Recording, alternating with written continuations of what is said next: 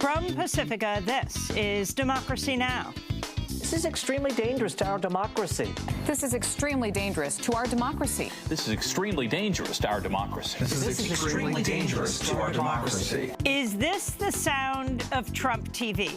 The right-wing TV network Sinclair is facing criticism after it required dozens of local TV stations to recite nearly identical must-read commentaries warning of the dangers of fake news in language that echoes President Trump's rhetoric.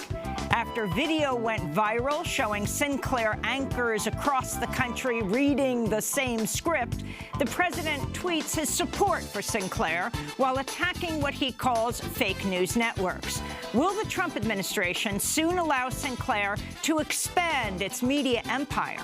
We'll get the latest. Then 50 years ago, Dr. Martin Luther King Jr. gave his last sermon.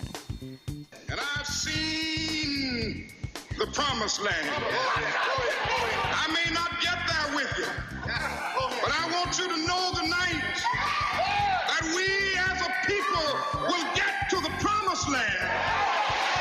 Less than 24 hours after giving this speech, Dr. Martin Luther King was gunned down in Memphis. We'll go to Memphis to speak with Reverend James Lawson, who King praised in that final speech. I want to commend the preachers under the leadership of these noble men, James Lawson, one who has been in this struggle for many years.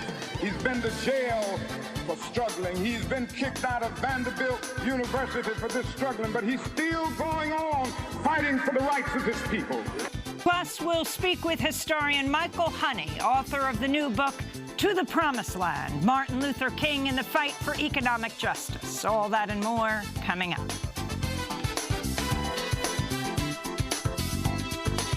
Welcome to Democracy Now!, democracynow.org, the War and Peace Report. I'm Amy Goodman.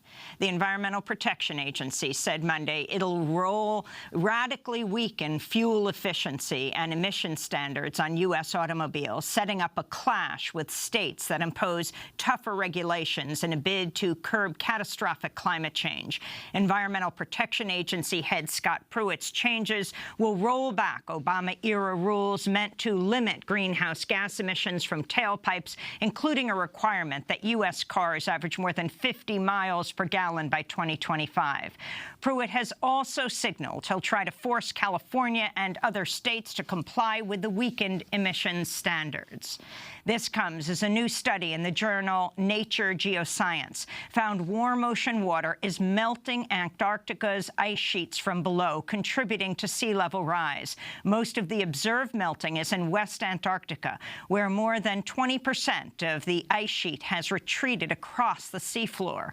The study cited satellite data that show more than 10% of the continent's glaciers are in retreat, as opposed to less than 2% of glaciers that are growing. If all of Antarctica's ice melted, worldwide sea levels would rise by about 200 feet. In Mexico, immigration authorities say they're planning to disband a caravan of more than 1,000 Central Americans who are bound for the U.S.-Mexico border amidst a series of threats by President Trump against the migrants.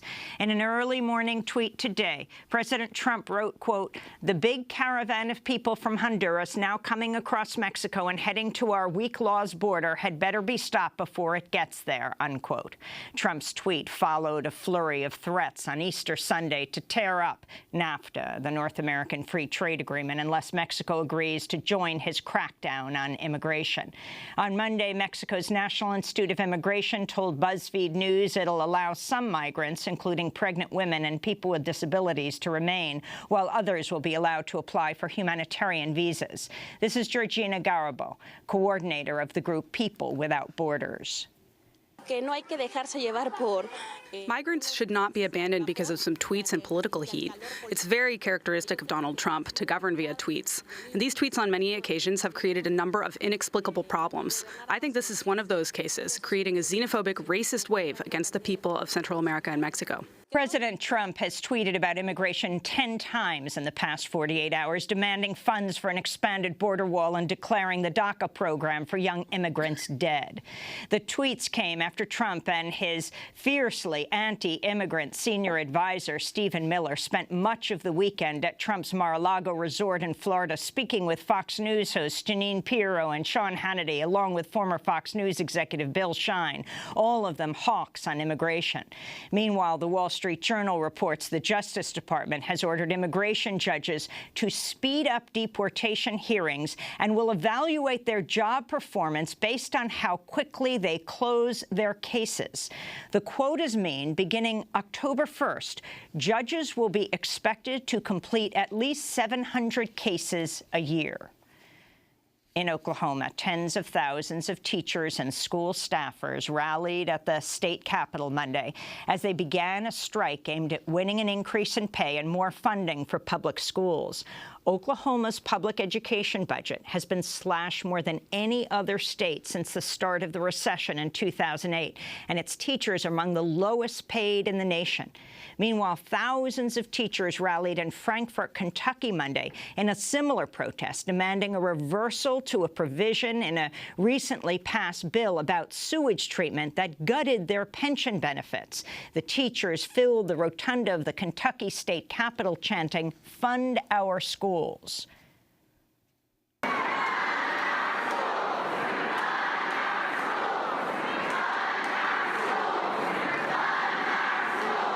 We are here today to rally for our schools, to rally for our public servants.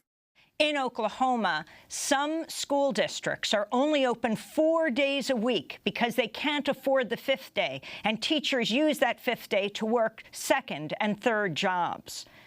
On Wall Street, stock prices tumbled Monday amidst fears of a growing trade war brought on by President Trump's imposition of tariffs on aluminum, steel, and Chinese products.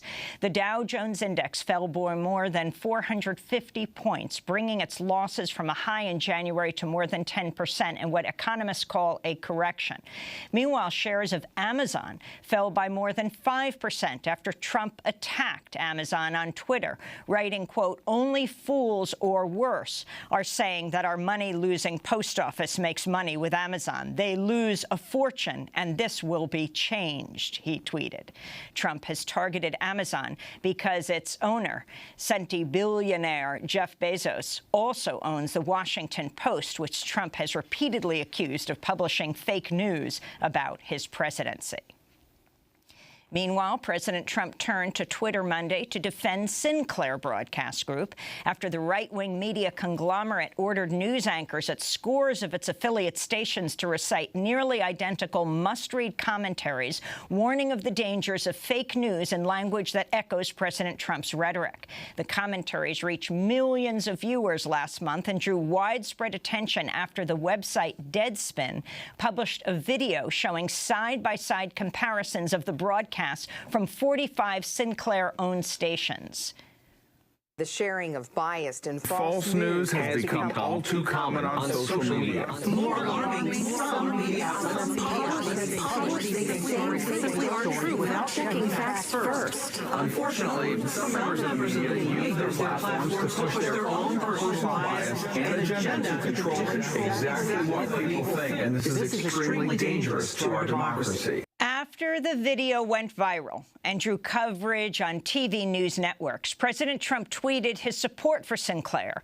Trump's defense came as the Justice Department and the FCC, the Federal Communications Commission, are reviewing Sinclair's $3.9 billion bid to buy Tribune Media, a deal that would see it add dozens of stations to its more than 170 local TV outlets across the United States. After headlines, we'll go to Washington, D.C. and speak with Mother Jones reporter Andy Kroll about the rise of Sinclair Broadcast Group. In Syria, armed fighters from the city of Douma in the Damascus suburb of eastern Ghouta boarded buses bound for one of the last rebel-held enclaves in Syria under a Russia-brokered evacuation deal that will see them relocated to the country's northwest. The deal came as the United Nations warned of an immense humanitarian crisis in the region, saying 130,000 people have fled eastern Ghouta in the month and a half since Syria's government launched its offensive. In Yemen, back-to-back airstrikes from a Saudi-led military coalition tore through a residential neighborhood in the coastal city of Hodeidah on Monday, killing 12 civilians, including 7 children. This is Mohammed al-Halesi, who was injured in the attack. We were sitting down and the planes were flying above us. As soon as I decided to go to sleep, a rocket hit us. I only gained consciousness when the whole building was collapsing on us. I started digging in the rubble and burnt my leg in the process. Then the second rocket hit us. More than 15,000 people have died since the Saudi invasion in 2015, while U.S.-backed Saudi-led airstrikes have devastated Yemen's health, water, and sanitation systems, sparking a massive cholera outbreak, with 1 million people now suffering from cholera and pushing millions of Yemenis to the brink of starvation. In Afghanistan, Afghan military aircraft bombed a religious gathering in the northern province of Kunduz Monday, killing at least 70 people, wounding 30 others. The airstrikes come as about 1,000 people have gathered at a graduation ceremony for students at a madrasa or religious school. A spokesman for the Afghan Defense Ministry defended the attack, saying it killed 21, quote, terrorists.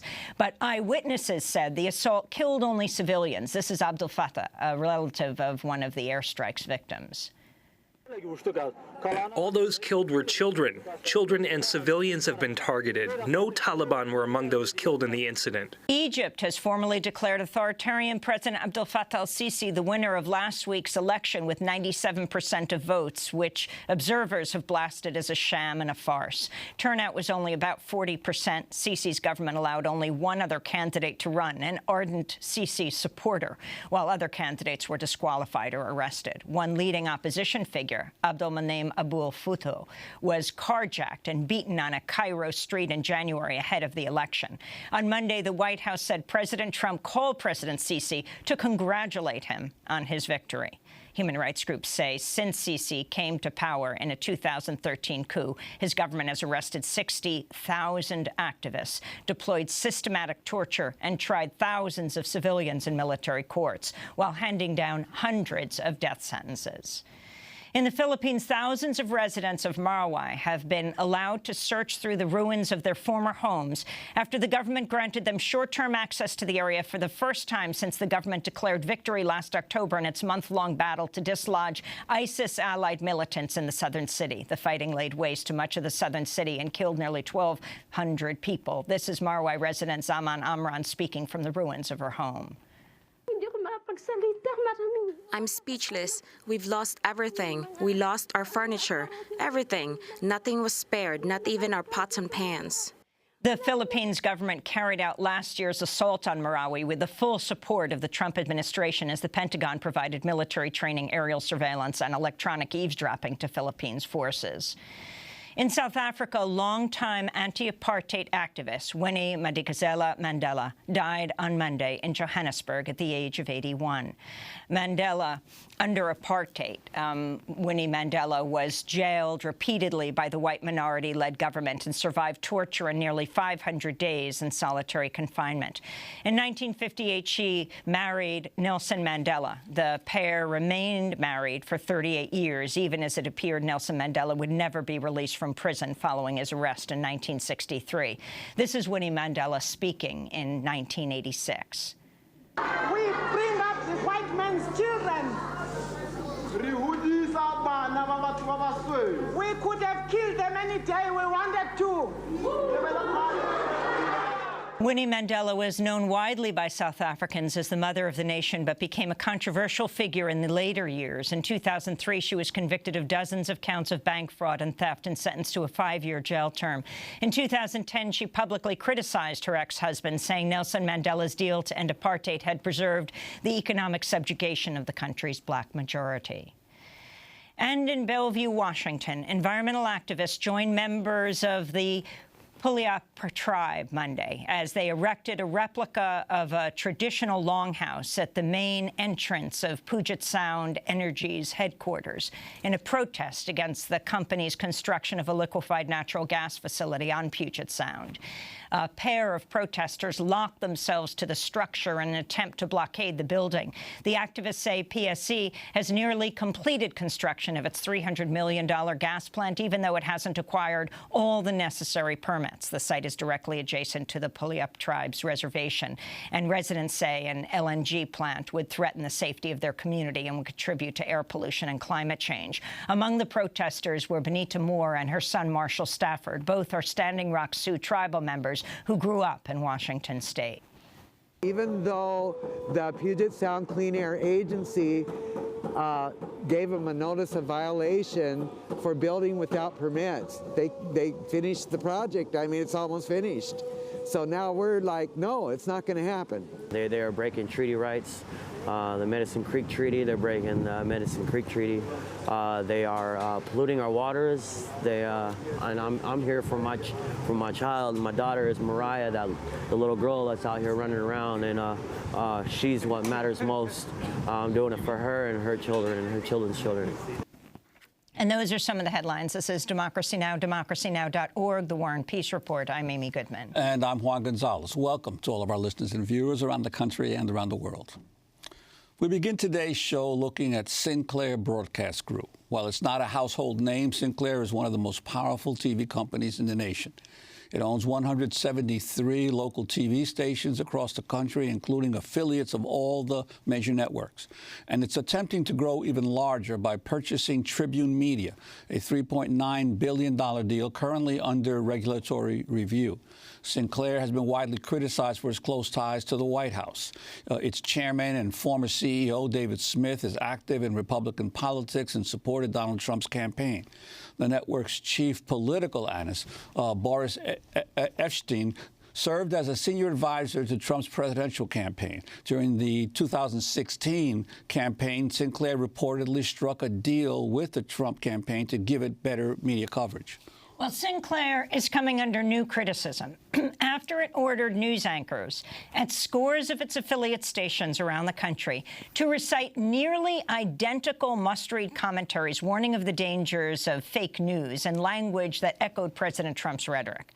The commentaries reached millions of viewers last month and drew widespread attention after the website Deadspin published a video over the weekend showing side-by-side comparisons of the broadcast from 45 Sinclair-owned stations. Hi, I'm Fox San Antonio's Jessica Headley. And I'm Ryan Wolf. Our greatest responsibility is to serve our Treasure Valley communities, the El Paso, Las Cruces communities, Eastern Iowa communities, Mid-Michigan communities. We are extremely proud of the quality, balanced journalism that CBS 4 News produces. But we are concerned about troubling the irresponsible, one-sided news stories plaguing our country. The sharing of biased and false news has become all too common on social media. More alarming, some media outlets publish these same fake stories without checking facts first. The sharing of biased and false news has become all too common on social media. More alarming, some media outlets publish fake stories simply aren't true without checking facts first. Unfortunately, some members of the media use their platforms to push their own personal bias and agenda to control exactly what people think. And this is extremely dangerous to our democracy. This is extremely dangerous to our democracy. This is extremely dangerous to our democracy. This is extremely dangerous to our democracy. This is extremely dangerous to our democracy. This is extremely dangerous to our democracy. This is extremely dangerous to our democracy. This is extremely dangerous to our democracy. This is extremely dangerous to our democracy. This is extremely dangerous to our democracy. This is extremely dangerous to our democracy. This is extremely dangerous to our democracy. This is extremely dangerous to our democracy. This is extremely dangerous to our democracy. This is extremely dangerous to our democracy. This is extremely dangerous to our democracy. After that video of clips from Sinclair Broadcast Group went viral, President Trump publicly defended the network. The president has tweeted about Sinclair twice over the past 2 days. This morning, Trump tweeted, quote, "The fake news networks, those that knowingly have a sick and biased agenda, are worried about the competition and quality of Sinclair Broadcast. The fakers at CNN, NBC, ABC, and CBS have done so much dishonest reporting that they should only be allowed to get awards for fiction." Sinclair has defended its decision to force dozens of anchors to read the same script. The company has described it as, quote, "corporate news, journalistic responsibility promotional campaign." Joining us in Washington, D.C. is Andy Kroll, senior reporter at Mother Jones Magazine, where he's written extensively about Sinclair Broadcast Group. His latest piece is headlined, "Trump Tweets That Sinclair is Far Superior to CNN." In December, Andy Kroll wrote a long piece headlined, "Ready for Trump TV? Inside Sinclair Broadcasting's Plot to Take Over Your Local News." So, Andy Kroll, why don't you start off by talking about the significance of this commentary that local reporters, you know, people in their communities who are well-known across the country, whose stations were often independently owned, now all together under Sinclair Broadcasting, being forced to read this commentary, what this means, and what's happening with Sinclair right now. Absolutely. And as you saw in that video, the script, the way in which this language is identically read, and the way that these anchors were forced by the management of Sinclair Broadcast Group to read these scripts word for word is chilling. It's creepy. These videos have been described by some people as hostage videos, if you look at the anchors in these clips. The important thing to understand about Sinclair is that it is not like Fox News and how it is organized. Fox News, obviously, notorious for its conservative bent and support for this president, is a channel on your cable box. You know where it is. If you want to watch Fox News, you change the channel and you go there, and 24/7 you get Fox News. Sinclair is an entirely different creature. Sinclair is not, the name Sinclair does not appear on the channels that we're talking about when someone in El Paso or someone in Fresno, California, or someone in Kalamazoo, Michigan, turns on a Sinclair channel, a Sinclair affiliate, in their hometown. They don't see the name Sinclair Broadcast Group. They don't see SBG. They see the 4 letters and the familiar faces of their local news. And so this message about false stories that we heard in this anchor clip that you played, the message about members of the media trying to control, quote, exactly what you think, referring to the viewer, which alone is incredibly chilling language. These kinds of messages are essentially laundered through local anchors whose job it is to build up trust with their audiences who are familiar, friendly faces. And that's what makes this ploy by Sinclair so chilling, so terrifying, is that this is not coming from some obscure corporate executive that we don't know, though Sinclair has done that as well. It's coming through the anchors, and they are the ones being used as foot soldiers, as one person put it, in support of a corporate agenda by Sinclair Broadcast Group.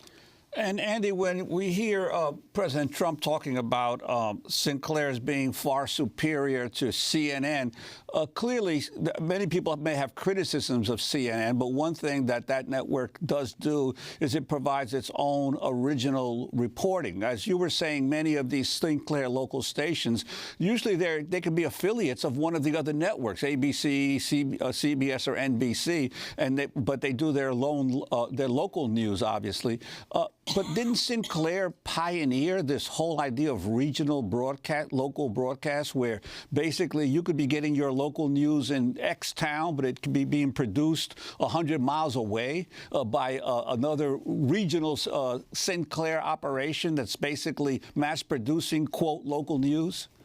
That's right. Sinclair, with this corporate model that it has, is known in the broadcast business really for being ruthless about cutting costs, ruthless about consolidation, and finding ways to eliminate staff, to obviously bring in more revenue and more profits and increase its stock price. And so what we have seen with Sinclair in recent years is an effort to outsource parts of the local television production and delivery process to try to save money. We've seen this, in fact, in the Midwest region, in Toledo, and in a part of Pennsylvania.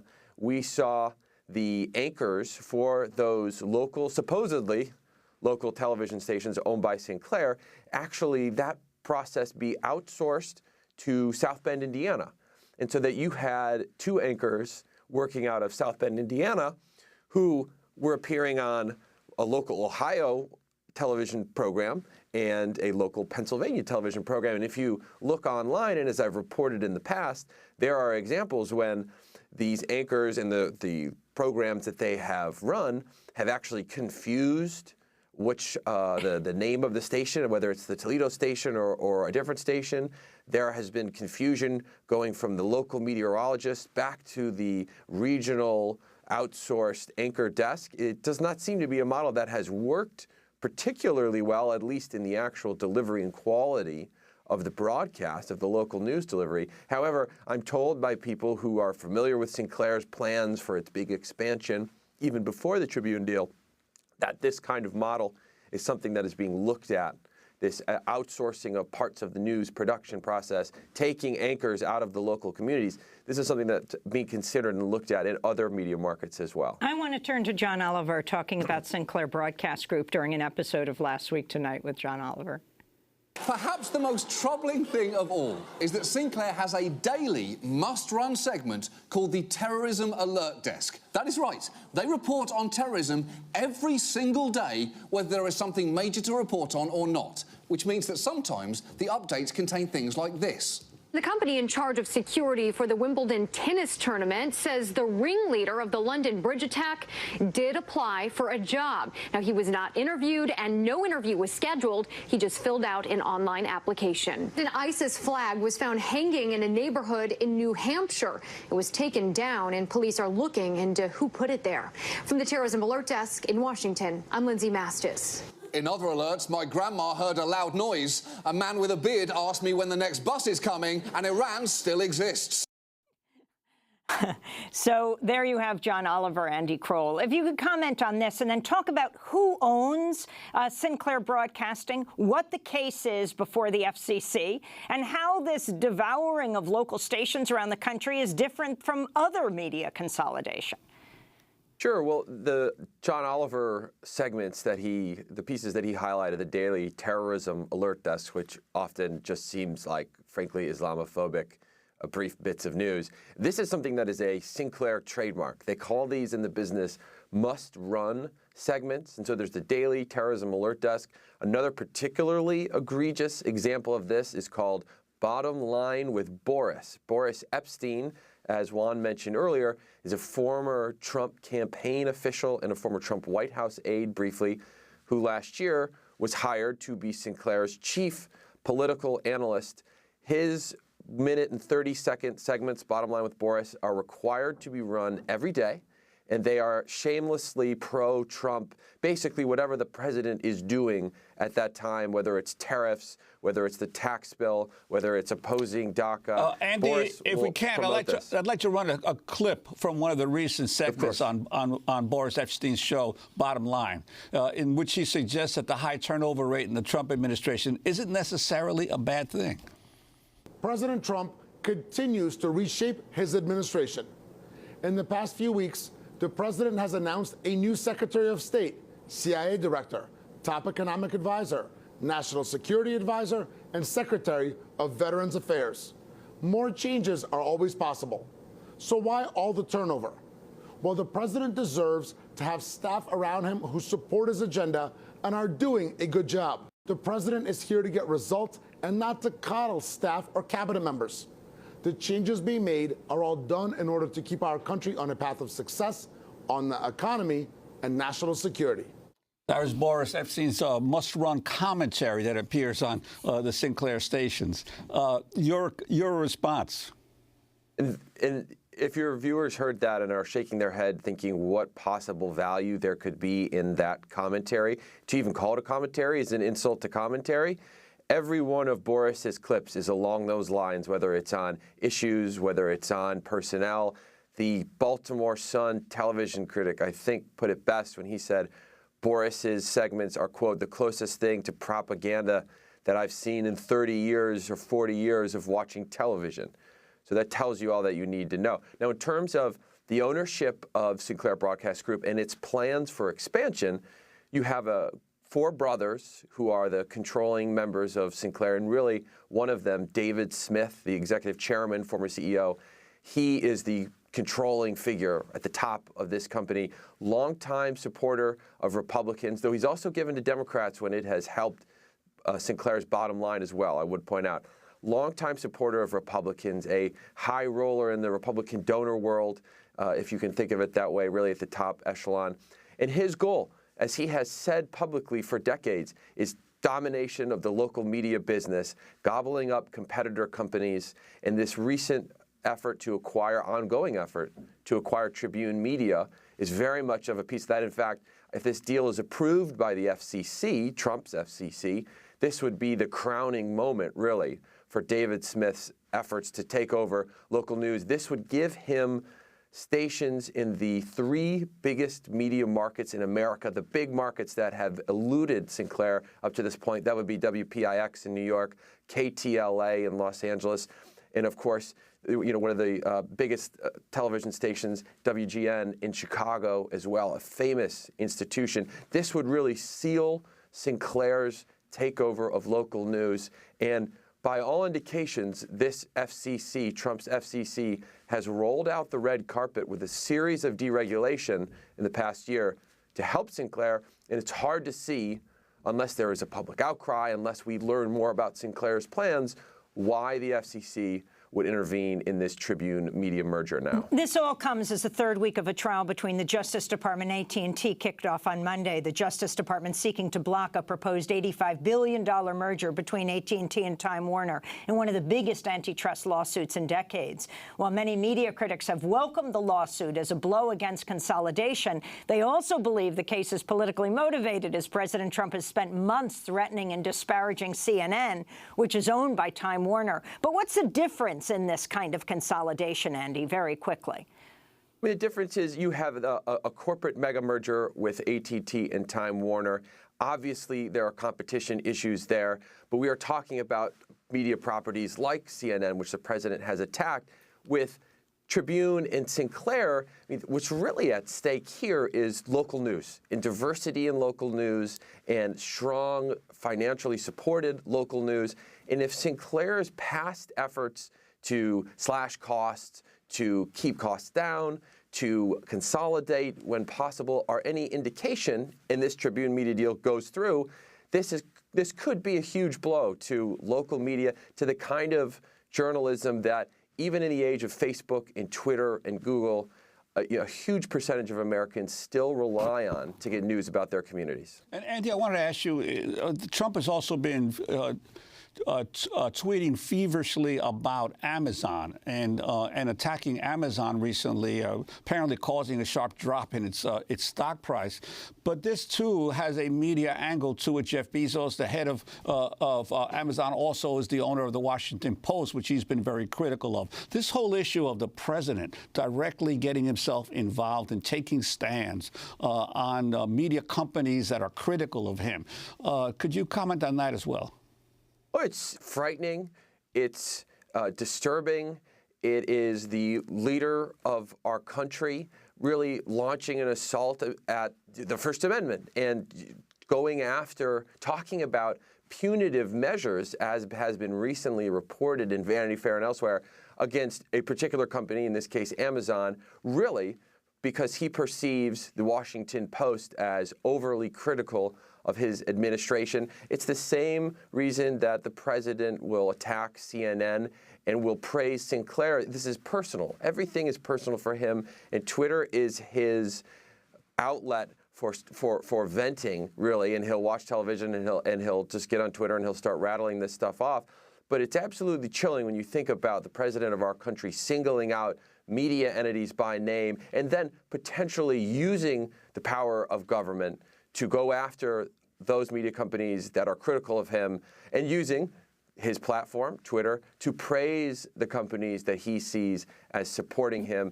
And who knows what that means, or perhaps we already know we've seen what that means in terms of government policy for the companies, media companies he supports and the ones he doesn't like. We just have a few seconds left, but Andy Kroll, what about these local Sinclair stations fighting back? Where are they resisting? We're seeing public statements already from members of the Sinclair stations, an anchor in Seattle, responding to the president specifically and saying that, that he is wrong and he's wrong to say this and bring up Sinclair and attack other media in this context. I have personally heard of employees at Sinclair stations around the country trying to think of ways to push back on the Sinclair corporate orders being handed down. We saw a statement by a station in Wisconsin saying that, they were pushing back against running this anchor statement about fake news and bias in the news. Sinclair is known for tough contracts and going after employees who speak out. And so there is a risk of losing your job or of even worse legal action. But I think we're reaching a point in which people inside Sinclair are saying, I can't stand idly by and do nothing. Andy Kroll, I want to thank you for being with us, senior reporter at Mother Jones Magazine. You've written extensively about Sinclair Broadcast Group. We will link to your piece, Trump Tweets That Sinclair is Far Superior to CNN, and your other pieces at democracynow.org. This is Democracy Now! When we come back, we head to Memphis. This is the 50th anniversary of Dr. King's mountaintop speech.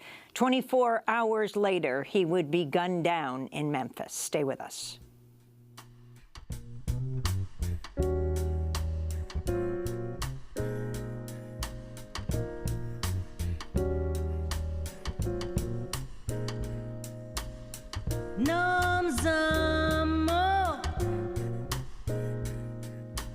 Winnie Mandela,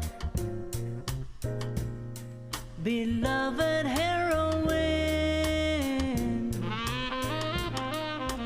Winnie Mandela,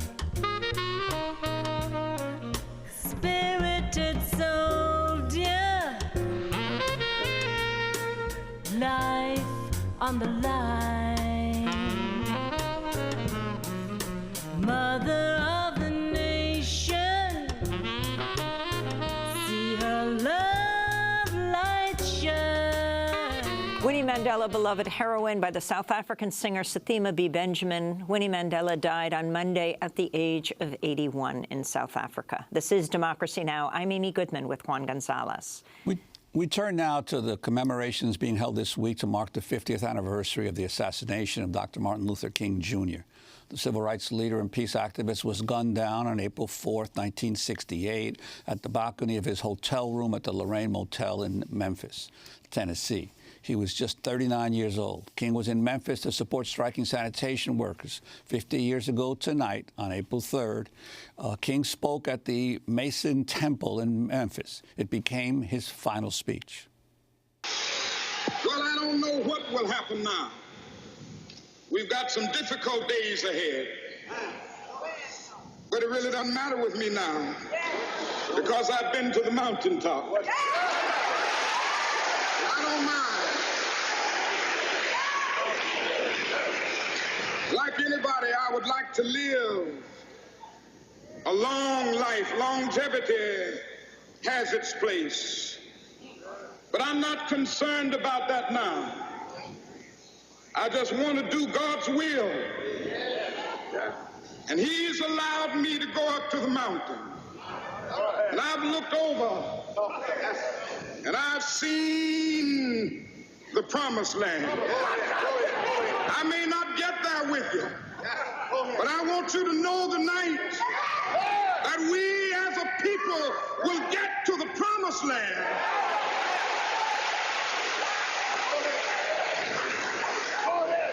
So I'm happy tonight. I'm not worried about anything. I'm not fearing any man. Mine eyes have seen the glory of the coming of the Lord.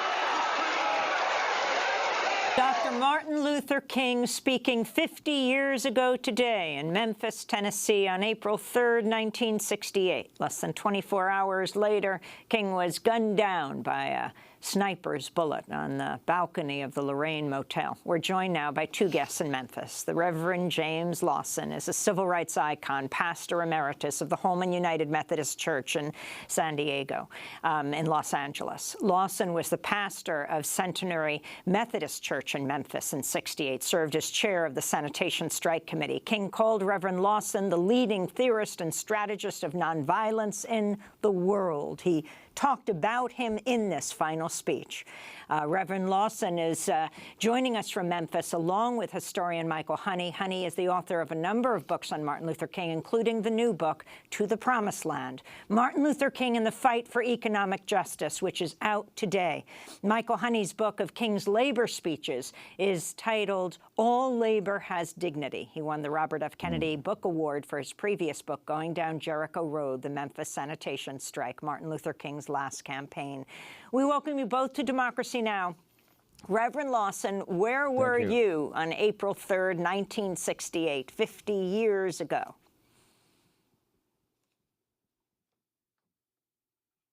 Mostly with Martin Luther King from early morning throughout the mass meeting that night at Mason Temple. And so that's where I was. I was in those meetings. I spoke that night prior to Martin Luther King, introduced also Ralph Abernathy, who then introduced Dr. King. Now, Dr. King wasn't feeling well, is that right, that night? He actually didn't want to come to the church, but Reverend Abernathy called him and said, I'm not enough. They want you, Martin. And so he came in the pouring rain. Am I wrong? Well, I've heard that version. I've read that version. But in actual fact, I had agreed to pick up Martin and Ralph Abernathy at the hotel, and we sat in the room talking about an hour before the hour of the mass meeting.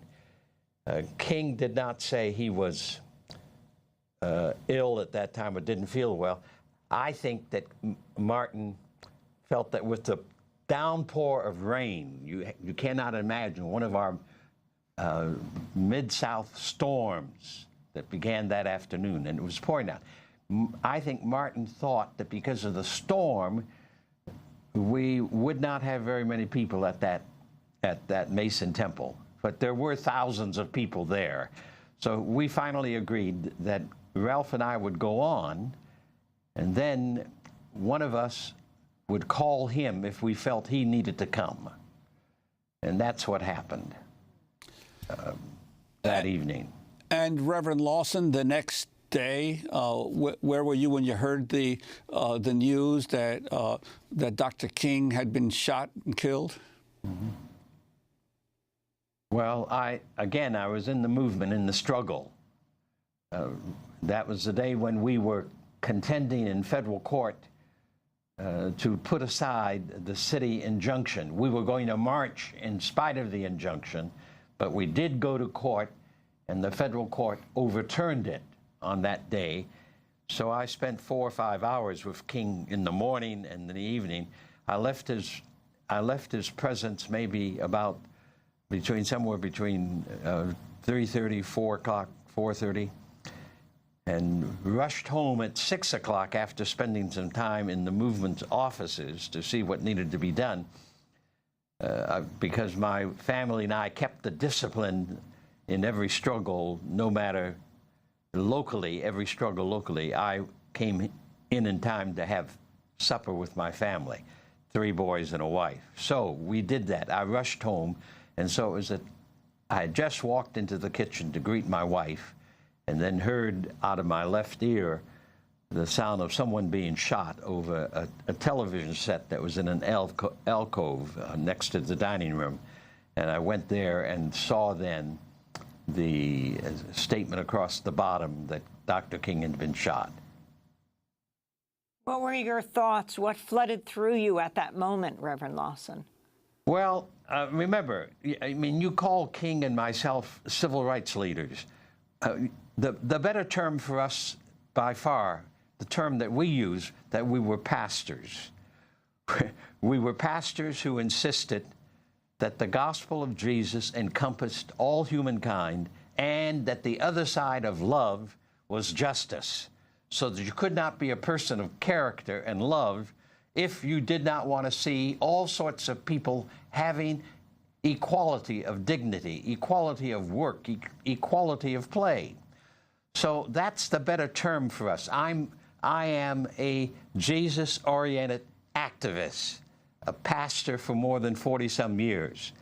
The work of economic justice, the work of social justice, the work of cultural justice, the work of the equality of all humankind is a part of my own mind, in my own mind and heart, is a part of what the scriptures, the Hebrew scripture and the Christian scriptures, both firmly and seriously endorse and teach. And we yesterday we had on Bill Lucey, who was one of the labor leaders at the time and also one of the striking sanitation workers. How did you get involved with the sanitation workers strike? You became the chair of their support committee. Could you talk about that as well? Well, as a pastor in Memphis, I was one who supported unionism. I happen to think you cannot have, we cannot make our democracy succeed, be effective, if you do not have working people in organized units who can care for their economic benefits and care for their environment, who can care for the issues of justice. We cannot anticipate that the teachers and brokers of plantation capitalism are going to offer economic equality. The people have to do that. So an engaged community, engaged people, and for that to happen, we have to have millions of working people in strong organizations locally where they can know the issues, see one another, work with one another to effect change where they live. And Dr. King, coming to those who oppose that are actually wanting to see the failure of this democratic experiment of ours. And Dr. King coming to Memphis not once but twice. The first time had to leave because the march turned violent. Many felt provocateurs were planted in the march, but then not wanting that to be how he left Memphis, so did return, and the second time, of course, being assassinated. Well, he actually was there 3 times. Martin King was invited, along with Bayard Rustin and Roy Wilkins of the NAACP, as the speakers from the outside who would help us mobilize our mass meetings and help us to get the word across our community of the efficacy of the sanitation strike, of the rightness of that cause, and of the necessity of all of us in the community who wanted a better land for a better city to support the strike. So he was invited as one of the people from across the country, but he represented, of course, the icon of nonviolent action. And a strike is a nonviolent tactic. It's in the literature of the history of nonviolent struggle. So he was our leader, our icon, our teacher, our philosopher, the man who, in fact, more than any other human being in Western civilization, has said that the violence of Western civilization must change, or he used the word, there will be co-annihilation, co-non-existence. No other spokesperson of the Western world has clearly insisted that violence is sin. Violence is unjust. Violence despises human beings. Violence prevents the emergence of new forms of human communication and human understanding. So that violence itself is a part of the problem, a part of the crime against the human race. We're going to break, then come back to this discussion, and we'll also be joined by Michael Honey, who's sitting next to Reverend James Lawson in Memphis for this 50th anniversary observance of the assassination of Dr. King. Reverend James Lawson mentioned in this last speech of Dr. King on this day 50 years ago, the civil rights icon, the former head of the Holman UMC Church in Los Angeles, and before that, pastor of the church in Memphis, where the sanitation worker strike was based. This is Democracy Now! Back in a minute. And before I'd be a slave, I'd be buried in my grave. But I will rise for my right to be free.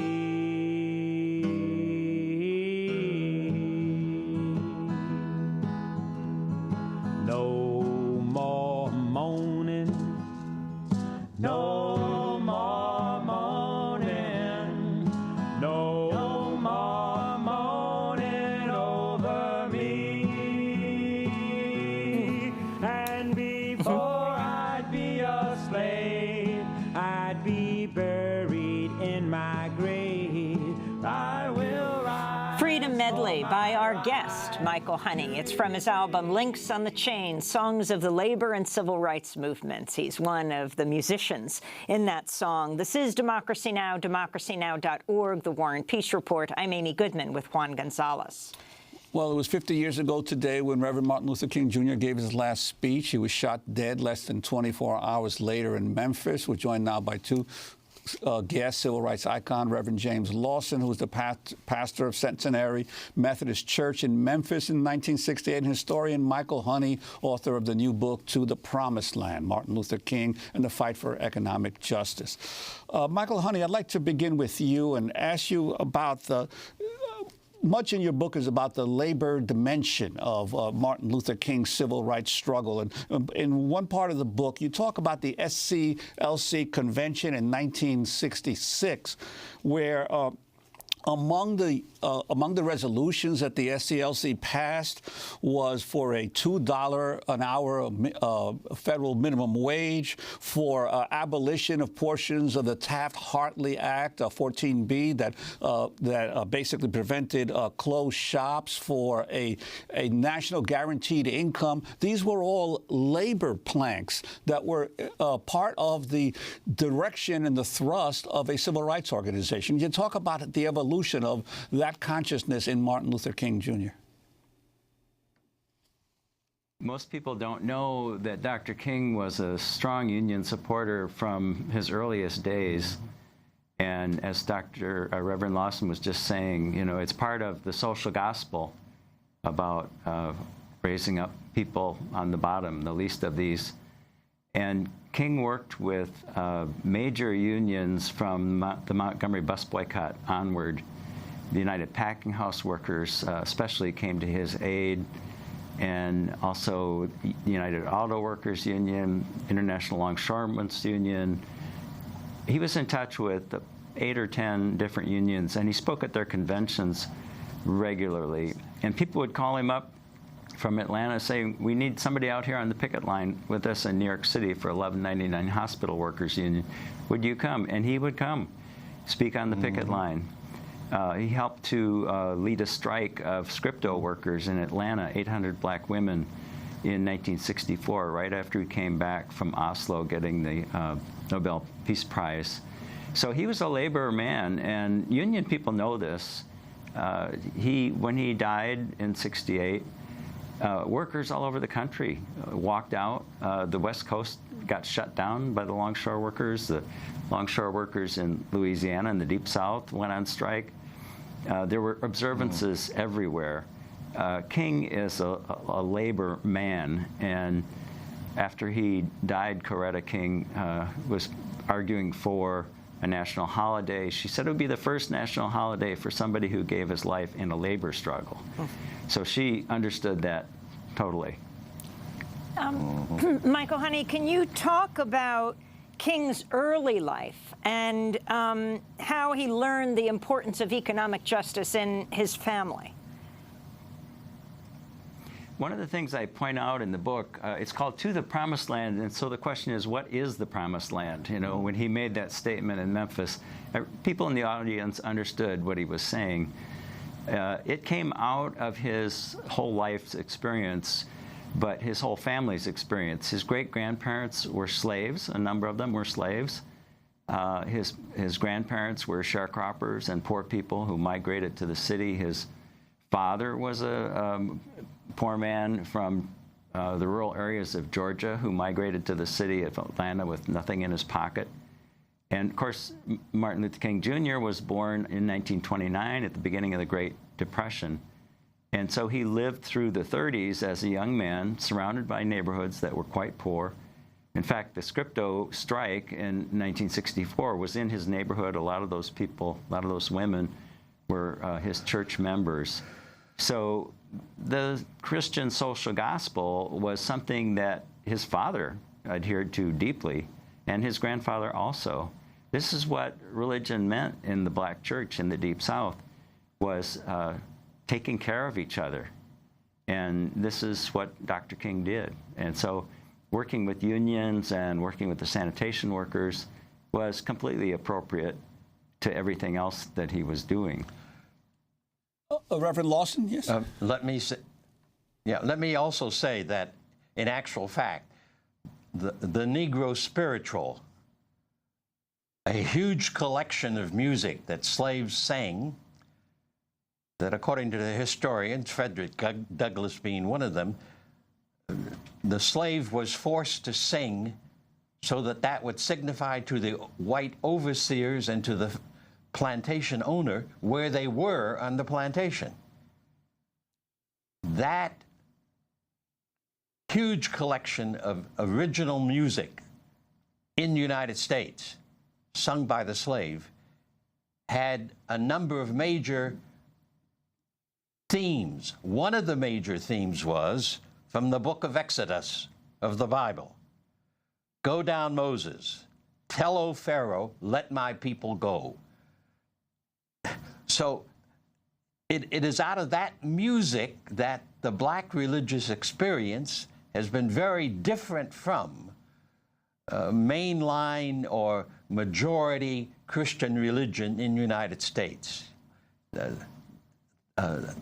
Tens of thousands of those songs are available not in their total form, but in various pieces of poetry and liturgy.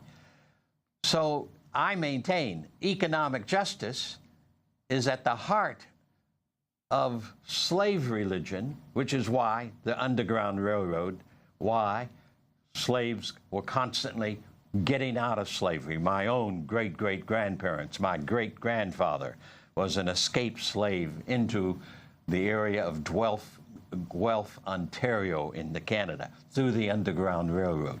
So economic justice, social justice, the dignity of every person is inherent in my understanding and King's understanding of the gospel of Jesus. I rarely ever speak of social gospel. That's an academic term that was developed at the turn of the 20th century. I speak of the whole gospel of Jesus. Much of Christianity rejects the teaching of Jesus, the teacher, the prophet. And going back to the 1966 SCLC convention, yes.